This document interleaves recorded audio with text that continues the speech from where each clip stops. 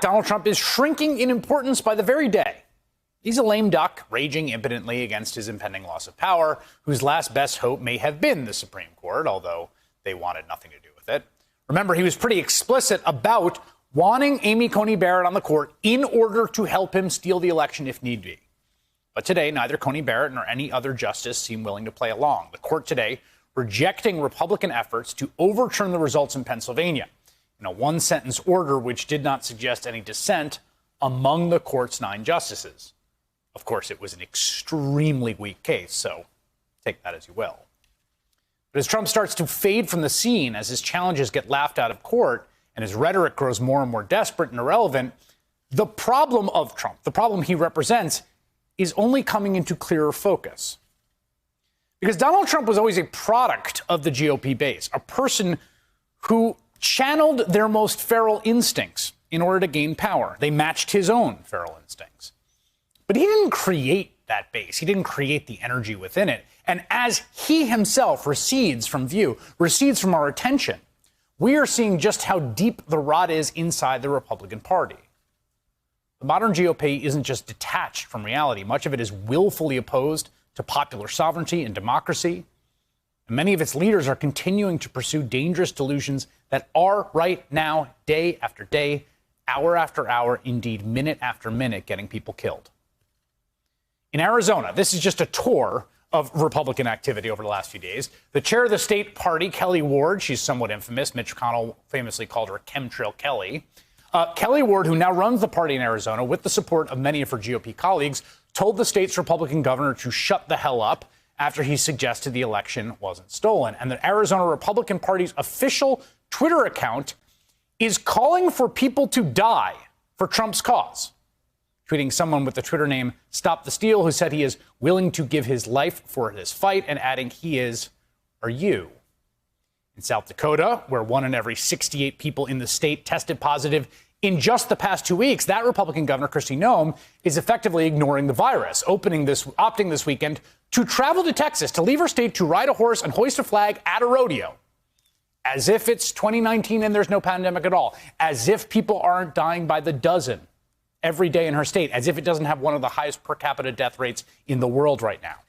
In Texas, the Republican Attorney General there, Ken Paxton, who's currently under investigation and has multiple former staffers filing whistleblower complaints about illegal activity. These are former diehard conservative Republican staffers of his who say the guy is not on the level. That guy, Ken Paxton, who you see there, he is now suing 4 states that didn't vote the way he liked, seeking to have the Supreme Court block them from voting in the Electoral College. Basically, Texas just saying to Georgia, Wisconsin, Michigan, and Pennsylvania, you voted the wrong way. You don't get to vote for president.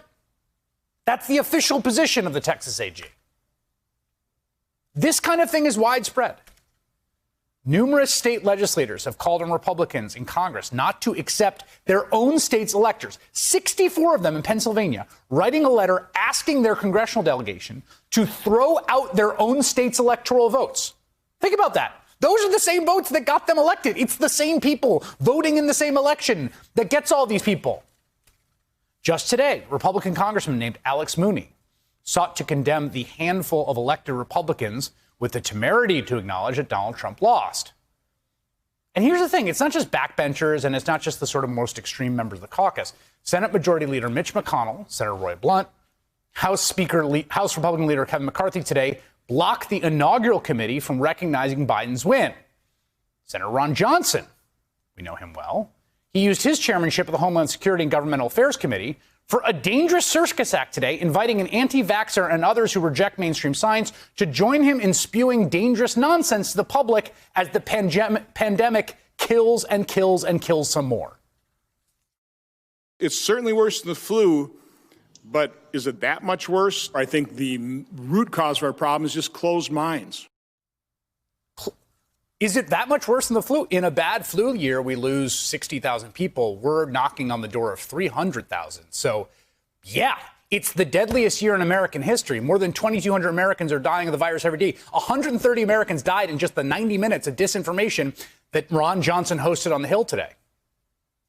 But that's the thing. All those people I listed, Kelly Ward, Ken Paxton, Ron Johnson, Roy Blunt, Mitch McConnell, none of them are Donald Trump. Donald Trump is not the issue. Everyone wants to pretend that it's Donald Trump. Donald Trump's the problem. He's intimidating these people. That's a misunderstanding. The issue, the problem, is not going to go away when he does. And also, he's not going to go away because he's Donald Trump. But this is it. As we head into the Biden era, in the midst of the worst winter of our lives, in the midst of the pandemic, the number one challenge to American democracy right now is what to do about this faction of the country. What to do about a faction of the country that seems intent on destroying everything in their path. What the majority of the country can do about it.